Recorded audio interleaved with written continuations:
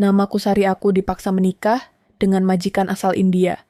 Awalnya, aku adalah seorang pembantu rumah tangga yang diharuskan merantau demi keluargaku yang serba kekurangan. Hingga pada akhirnya, majikanku melamar aku. Aku dipaksa terus-menerus oleh keluargaku agar aku menerima lamaran itu. Dan aku pun mengiyakan, dan akhirnya kita menikah. Tak tanggung dia menikahiku dengan mahar uang 10 miliar dan 100 ekor domba. Malam pertama, aku syok dan hampir gila karena anunya besar sekali, dan dia meminta setiap malam sampai 8 kali dalam semalam. Di sebuah desa terpencil di Nusa Tenggara Timur, tinggallah seorang gadis muda bernama Sari. Usianya baru 23 tahun, namun wajah dan tingkah lakunya mencerminkan kedewasaan yang lahir dari perjuangan hidup. Setiap pagi, ia menimba air dari sumur tua di belakang rumah, memberi makan kambing milik keluarganya, lalu berjalan kaki sejauh 2 kilometer untuk menjajakan hasil kebun ke pasar kecil di kaki bukit. Hidupnya sederhana, namun penuh cinta dari sang ibu yang kini hanya bisa berbaring lemah karena sakit dan adiknya yang masih kecil dan belum bisa membaca. Suatu hari, desa mereka yang biasanya sepi mendadak heboh. Truk besar masuk membawa orang-orang asing, berkulit gelap, berbicara dalam bahasa aneh, dan membawa alat-alat canggih. Mereka adalah tim survei tambang dari India. Konon, desa Sari memiliki potensi kandungan emas yang sangat tinggi. Warga mulai waspada. Sebagian khawatir, sebagian lagi penasaran. Tapi Sari tak terlalu memikirkan itu. Baginya, yang terpenting adalah bagaimana hari ini bisa membeli obat untuk ibunya yang semakin parah batuknya. Pagi itu, saat membawa keranjang penuh ubi ke pasar, Sari melihat seorang pria berdiri sendirian di dekat sungai kecil yang arusnya deras karena hujan semalam.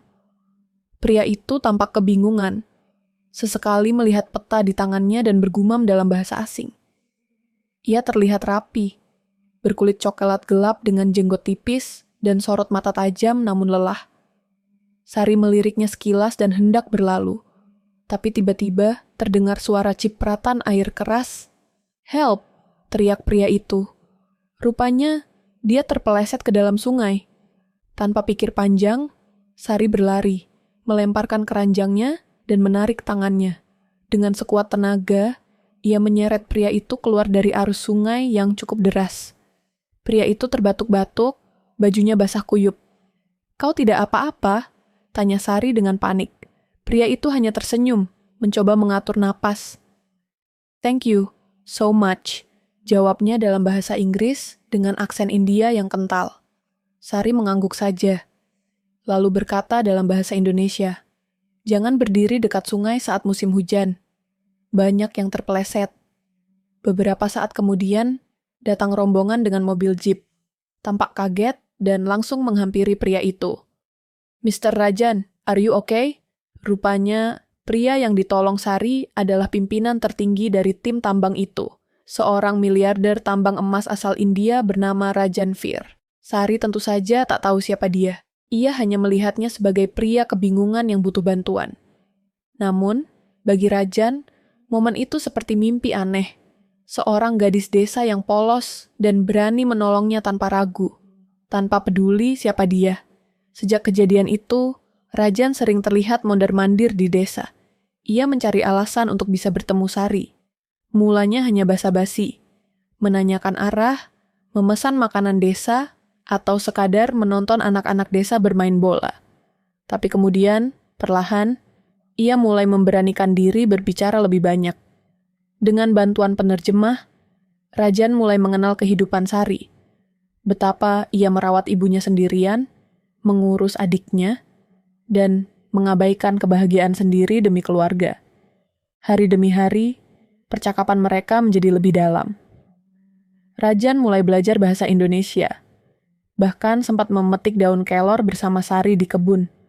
Sari yang awalnya cuek mulai merasakan ada yang berbeda. Hatinya yang keras dan dingin mulai mencair. Namun, warga desa mulai bergunjing. Gadis kampung sok dekat dengan orang India kaya. Jangan sampai dia hanya dipermainkan.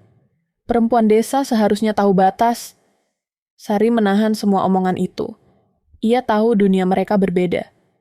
Tapi hatinya tidak bisa bohong. Rajan tidak hanya memperhatikannya, tapi juga menyumbang obat untuk ibunya, menyekolahkan adiknya, bahkan memperbaiki jalan rusak di sekitar rumahnya. Suatu malam, saat bulan purnama menggantung terang, Rajan mengajak Sari duduk di bawah pohon beringin tua dekat sungai tempat mereka pertama bertemu. Aku tahu kita berbeda, tapi aku tak bisa mengabaikan apa yang aku rasakan. Sari, maukah kau menjadi istriku? Sari menatapnya lama. Aku hanya gadis desa. Kau punya segalanya. Apa kau yakin? Rajan tersenyum. Justru karena kau sederhana, aku jatuh cinta. Di negeriku, emas berharga. Tapi di sini, aku menemukan sesuatu yang lebih berharga dari semua emas yang pernah aku miliki. Air mata Sari menetes, perlahan tapi pasti. Malam itu, angin berhembus pelan membawa janji. Janji cinta lintas negara, lintas budaya, dan lintas status sosial. Tapi keduanya belum tahu bahwa perjuangan mereka baru saja dimulai. Cerita belum selesai, ini baru permulaan dari kisah cinta yang akan menggemparkan dunia. Desa mulai gaduh, bukan karena tambang emas, tapi karena kabar mengejutkan. Seorang gadis desa bernama Sari dilamar oleh bos tambang asal India yang kaya raya. Omongan warga bermunculan seperti air bah yang tak bisa dibendung. Ada yang sinis, ada yang iri, ada yang sekadar tak percaya. Apa mungkin gadis kampung seperti Sari dilamar pria kaya dari luar negeri? Begitu bisik-bisik yang mengisi warung kopi dan sudut-sudut rumah. Namun bagi Sari, kegaduhan itu bukan apa-apa dibanding kegundahan dalam hatinya. Hari itu, Rajan datang ke rumah Sari membawa 2 orang temannya dari India. Mereka mengenakan pakaian formal dan membawa bingkisan. Rajan duduk bersila di lantai rumah panggung sederhana milik Sari, sementara ibunya yang sakit dibopong oleh adik Sari ke ruang tamu. Dengan bahasa Indonesia yang masih terpatah-patah, Rajan menunduk dan menyampaikan niatnya. Saya datang untuk minta restu, saya mau nikah sama Sari. Ibunya Sari terdiam. Tangannya gemetar, matanya berkaca-kaca. Ia menatap Sari lama, lalu menatap pria asing di depannya. Nak, kau tahu apa yang kau minta? Bisiknya pelan. Kau bukan orang sini. Kau bukan orang kita. Sari berlutut di samping ibunya. Bu, dia baik. Dia tolong kita. Obat ibu, sekolah adik. Semua dia yang bantu. Dia juga tulus, Bu. Namun sang ibu tetap ragu. Hati manusia tak bisa dibaca. Hari ini dia tampak baik, besok siapa tahu. Keesokan harinya, Sari dan Rajan diundang ke rumah kepala desa. Kepala desa yang bijak, Pak Umar, ingin mendengarkan langsung niat Rajan. Saudara Rajan, ucap Pak Umar tegas, kami orang timur. Pernikahan bukan sekadar 2 orang. Ini soal 2 budaya, 2 keyakinan, 2 dunia yang akan bergabung. Kau yakin sanggup menjalani semua itu? Rajan mengangguk pelan. Saya belajar. Saya hormat budaya sini. Saya ikut adat. Saya cinta Sari. Pak Umar lalu menatap Sari. Dan kamu, Sari, apakah kamu siap jadi istri orang asing? Hidup di negeri orang, tinggalkan desamu, ibumu, adikmu. Sari tak menjawab. Air matanya menetes, tapi bibirnya gemetar, berusaha tegar. Kalau dia izinkan aku tetap bantu keluarga dari jauh, aku siap. Aku ingin bahagia, Pak. Hari-hari berikutnya, Rajan tidak tinggal diam. Ia mulai belajar adat istiadat desa. Ia makan dengan tangan, mengenakan sarung, bahkan ikut gotong royong memperbaiki mushola tua. Anak-anak kecil memanggilnya Om India, dan warga mulai melihatnya tidak lagi sebagai orang luar yang mencurigakan, tapi tamu yang mau merendah. Namun cobaan terbesar datang dari seorang tokoh agama desa. Pak Kiai Hashim, orang yang sangat dihormati warga, menolak keras pernikahan itu. Pernikahan ini tidak akan berkah, katanya lantang. Apapun alasanmu, Sari, menikah dengan pria berbeda agama bukan pilihan yang bisa kuterima. Rajan terdiam. Ia menunduk dan menggenggam tangannya. Setelah beberapa saat, ia berdiri dan berkata pelan, kalau agama penghalang, saya siap belajar. Saya akan pelajari apa yang Sari yakini. Saya ingin jadi bagian dari hidupnya, dunia, dan akhirat. Kata-kata itu membuat suasana ruang menjadi hening. Bahkan Pak Kiai pun tidak bisa langsung membalas. Ia tahu, perubahan niat seperti itu tidak bisa dianggap enteng, tapi juga tidak bisa ditolak mentah-mentah. Hari itu, untuk pertama kalinya, desa menyaksikan pria asing duduk bersama para tetua adat, mendengarkan wejangan dan nilai-nilai hidup yang dijunjung tinggi. Rajan tak banyak bicara, hanya menyimak, mencatat, dan menerima. Waktu berjalan, dan hati perlahan luluh. Ibu Sari, yang awalnya keras, mulai tersenyum melihat betapa Rajan memperlakukan anaknya dengan hormat. Dia memang bukan dari sini, katanya lirih. Tapi mungkin Tuhan kirim dia untuk Sari.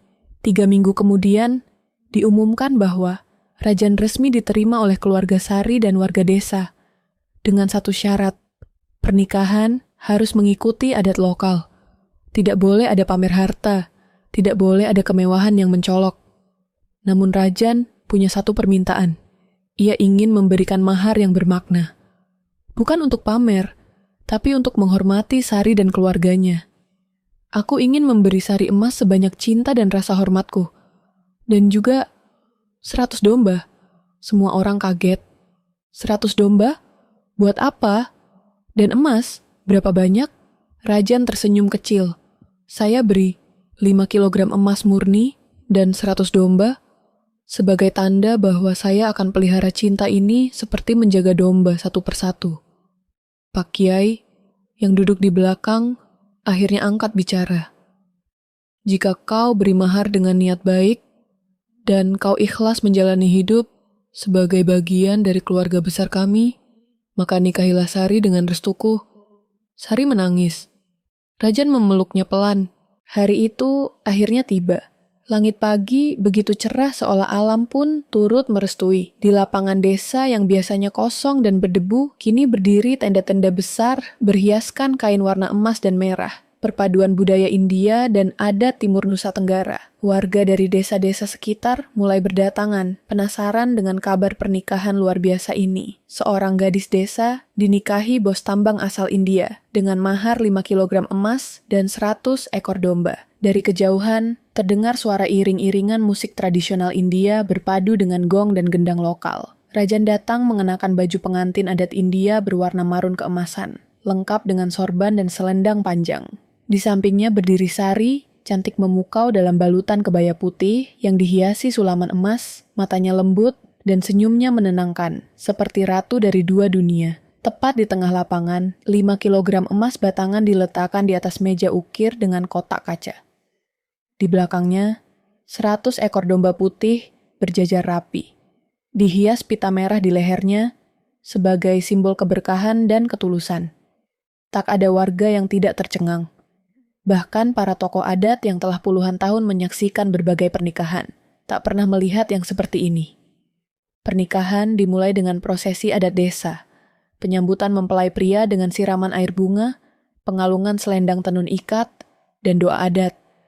Setelah itu, giliran upacara India sederhana yang dijalankan di sisi lain tenda, sebagai simbol bahwa 2 budaya kini bersatu dalam satu ikatan cinta. Tiba pada momen ijab kabul. Sari duduk bersimpu dengan tangan gemetar. Di hadapannya, Rajan membaca kalimat ijab yang telah dilatih berhari-hari dalam bahasa Indonesia. Suaranya sedikit gugup, tapi jelas. Saya Rajan Fair, menerima Sari binti Muhammad Hasan sebagai istri saya. Dengan mahar 5 kilogram emas dan 100 domba, saya bayar tunai. Tepuk tangan membahana. Tangis pecah. Kamera-kamera dari media lokal, bahkan satu dari India, mengabadikan momen itu. Foto mereka tersebar di berbagai platform, dan dalam hitungan jam menjadi viral. Gadis desa nikahi, bos tambang dengan mahar, 5 kilogram emas dan 100 domba. Kisah nyata, dari kampung ke kerajaan emas. Cinta lintas negara, lintas budaya, dan penuh kemewahan sederhana. Namun bukan kemewahan itu yang membuat hati orang-orang tersentuh, melainkan cara Rajan menatap Sari, bukan sebagai wanita desa, bukan sebagai seseorang yang ia angkat dari kemiskinan, tapi sebagai pasangan hidup yang ia hormati, kagumi, dan cintai sepenuh hati. Setelah pesta selesai, Rajan membawa Sari ke India untuk upacara kedua di kota tambang miliknya. Mereka tiba disambut puluhan penari India, musik Bollywood, dan keluarga besar Rajan yang awalnya menolak namun kini menerima Sari sepenuh hati. Sari bahkan tampil mengenakan sari biru keemasan dan menyambut para tamu dengan ucapan dalam bahasa Hindi yang ia pelajari diam-diam. Hidup baru pun dimulai. Di India, Sari membuka pusat belajar gratis bagi istri-istri pekerja tambang. Ia mengajari membaca, menulis, dan mengelola keuangan. Rajan mempercayakan satu lahan tambang untuk dikelola sebagai koperasi rakyat, dan separuh hasilnya dikirimkan ke desa tempat Sari berasal. Setiap tahun, mereka kembali ke Nusa Tenggara Timur, membawa obat-obatan, perlengkapan sekolah, dan tentu saja domba-domba putih kecil yang kini jadi simbol cinta dan kemakmuran di desa itu. Warga desa yang dulu menghina, kini menyambut mereka dengan tangan terbuka dan hati yang bangga. Anak-anak kecil tumbuh dengan mimpi yang lebih besar.